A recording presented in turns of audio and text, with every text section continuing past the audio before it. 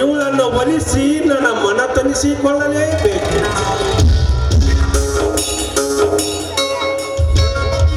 ಓಹೋ, ಇವಳು ಆ ಬೈರೇಗೌಡನ ತಂಗಿ ಶಕುಂತಲೆ. ಇದು ಒಳ್ಳೆಯ ಸಮಯ. ಇವಳನ್ನು ಒಲಿಸಿಕೊಂಡು ಆ ನಾನಾಗೌಡನ ಲಕ್ಷ್ಮಿ ಭಂಡಾರಕ್ಕೆ ನಾನು ಒಡೆಯನಾಗಲೇಬೇಕು. ಆ ಶಕುಂತಲ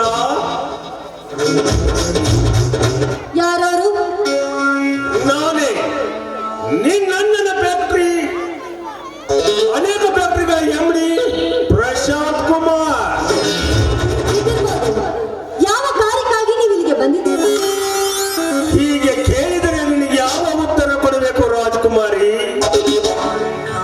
ಚಿನ್ನದಂತ ಮೈಬಣ್ಣ ಹೊತ್ತು ಕಾನನಗಿರಿ ಕಂದರದಲ್ಲಿ ಕೆಳಭಾಗದಲ್ಲಿ ಶೋಭಿಸುತ್ತಿರುವ ಈ ಬೃಂದಾವನಕ್ಕೆ ಗೆಳತಿಯರಿಲ್ಲದೆ ನೀನು ಒಬ್ಬನೇ ಹಾಡಿ ಕುಣಿಯಲು ಬಂದಿರುವೆಯಲ್ಲ, ಇದು ತರವಲ್ಲ. ಇದು ಕಾಡ ಮೃಗಗಳ ವ್ಯನ್ಯಸ್ತ. ನಿನ್ನಂತ ಸುರ ಸುಂದರಿಯರು ಇಲ್ಲಿಗೆ ಆಗಮಿಸುವುದು ಅಪರೂಪ. ಅದಕ್ಕಾಗಿ, ನಿನಗಾಗಿ, ನಿನ್ನ ಒಳ್ಳೆಯದಕ್ಕಾಗಿ ನಿನ್ನನ್ನು ರಕ್ಷಿಸಲು ನಾನು ಧಾವಿಸಿ ಓಡೋಡಿ ಬಂದೆ. ಅಂತೂ ಗೌಡರ ತಂಗೆಂಬ ಅಭಿಮಾನದಿಂದ ನೀವು ನನಗೆ ಸೆಕ್ಯೂರಿಟಿಯಾಗಿ ಬಂದಿದ್ರಲ್ಲ, ತುಂಬಾನೇ ಥ್ಯಾಂಕ್ಸ್. ನೀವಿನ್ನು ಹೊರಡಬಹುದು. ಹೊರಟು ಹೋಗಲು ಬಂದಿಲ್ಲ ಶಕುಂತಲ.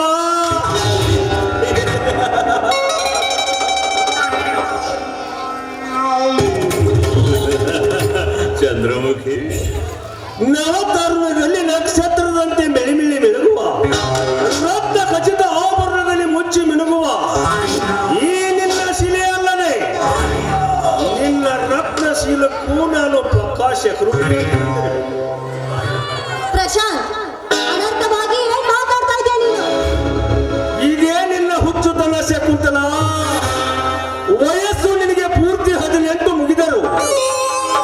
ತಾಳಿ ಇಲ್ಲದೆ ಬಾಳುವ ನಿನ್ನಂತ ನವ ತರುಣಿಗೆ ಈ ತರುಣನ ಮಾತು ನಿನಗೆ ಅರ್ಥವಾಗಲಿಲ್ಲೆಂದರೆ ನನಗಿದು ನಾಚಿಕೇಡಿನ ಸಂಗತಿ. ಹಾಗಾಗಿ ಬಳುಕುವ ಬಳ್ಳಿಯಾಗಿ ನೀನು ಈ ವೃಕ್ಷಕ್ಕೆ ಸುತ್ತಿಕೊಂಡರೆ ಮೆತ್ತನೆಯ ಹಾಸಿಗೆ ಮೇಲೆ ನಿನ್ನನ್ನು ಮಲಗಿಸಿ ತಾಳಿ ಕಟ್ಟಿ ಹರಿಸಿ ನಿಲ್ಲಿಸುವೆ. ನೀನು ಮುತ್ತೈದೆಯಾದಿಯನ್ನು ಪ್ರಶಾಂತ್, ನಾಲ್ಗೆ ಹಿಡಿತದಲ್ಲಿ ಇಟ್ಟುಕೊಂಡು ಮಾತಾಡು. ಮರ್ಯಾದ ಮಗಳೆಂಬಲ್ಲವೇ ಕಬರಿಲ್ಲದ ಬಾಯಿ ಬಂದು ಮಾತಾಡಿದ್ರೆ ನಾನು ನಿನ್ನನ್ನು ದುಡಿಸಿಕೊಳ್ಳುವ ದನಿಯ ಮಗಳು. ಬಳಿ ಎಚ್ಚರದಿಂದ ಮಾತಾಡು. ನನಗೆ ಎಚ್ಚರ.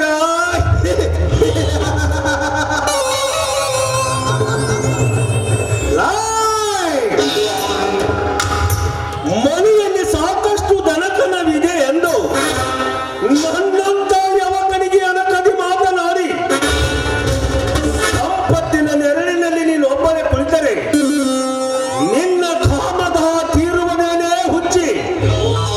ಮೊದಲು ನೀನು ಎಚ್ಚರಾಗಿ ಆಚರಿಸಿ ಮೂಡಿ ಬರುವ ಈ ಮಚ್ಚೇಂದ್ರ ಪ್ರಶಾಂತನ ಕೈ ಹಿಡಿದು